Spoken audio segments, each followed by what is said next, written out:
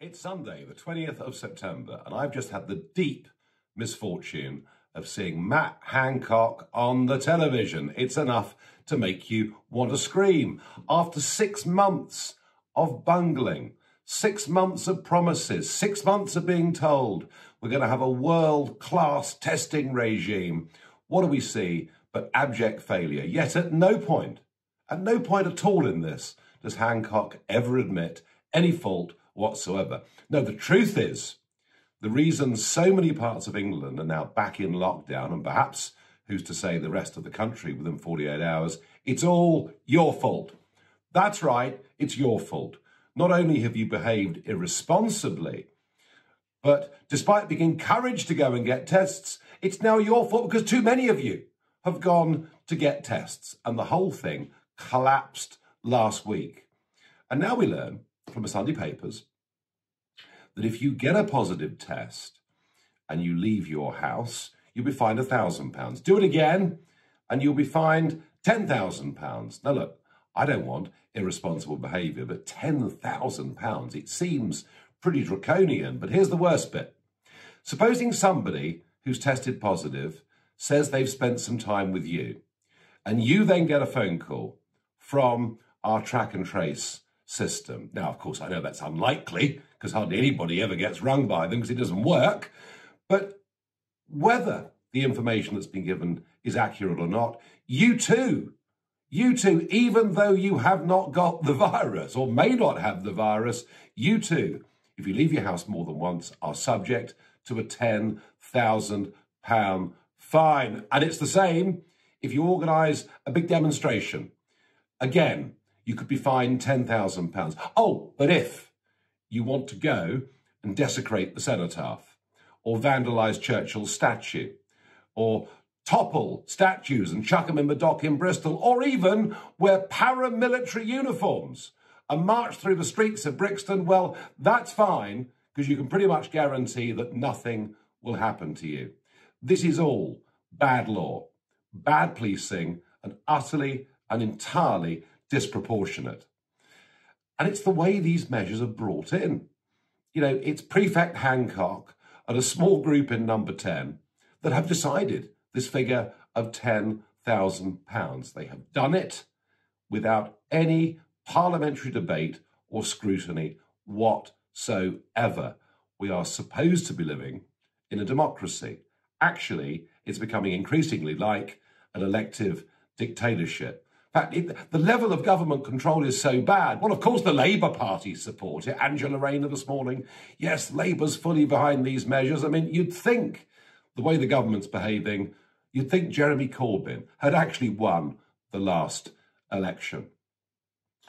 So we've opened up the country, we've sent people back to school, and now Baroness Dido Harding is surprised that the number of infections of people, the number needing to be tested, the number of people who've got sniffles, she's surprised the number is rising. Well, tell you what, it happens every single September when the kids go back to school. I would have thought it was absolutely obvious that this would happen, and yet they simply don't seem to understand. If you are elderly, if you have serious underlying medical conditions, if you are grossly overweight, it almost certainly makes sense with rising infections for you to isolate. But it does not make sense for the whole of the country to isolate. And I think we're at a point now where the cure is becoming worse than the disease itself. Just think of all those tens of thousands of cancer diagnoses that haven't happened. The number of people with chronic heart conditions who simply haven't been treated. And goodness knows what the effect on millions of people is in terms of their mental health, their well-being, domestic violence, suicide. It really is a list as long as your arm. And now, of course, as we go back into effectively a second lockdown, the spectre of mass unemployment becomes all too real. I know people who've had this and have suffered from it, but equally, I know lots of people who've had it and have barely even known. It's barely registered until they've had the antibody test. And the absolute truth is, we have got to learn to live with this disease. Like everybody, I'd rather it hadn't escaped from China, but it did.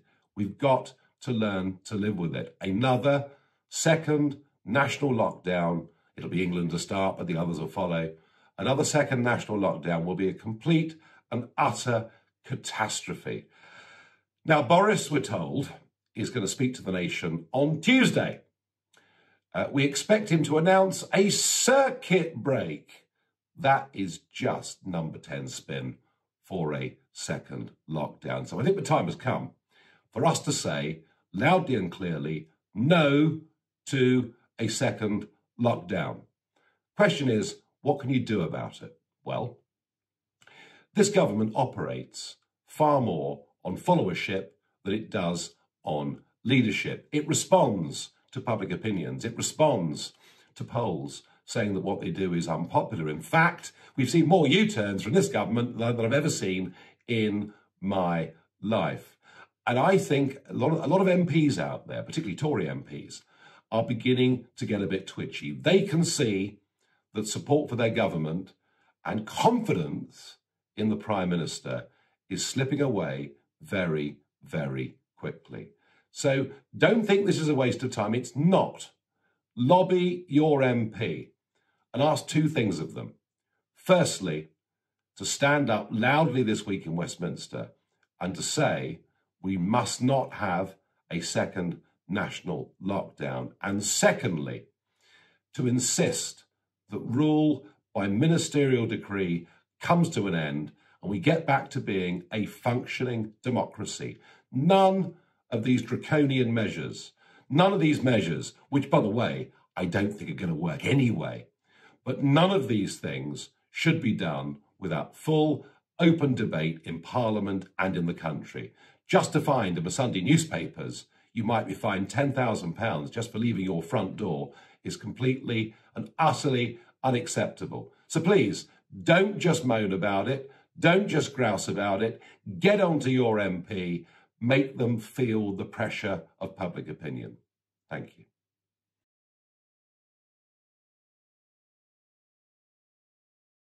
We will make America great again.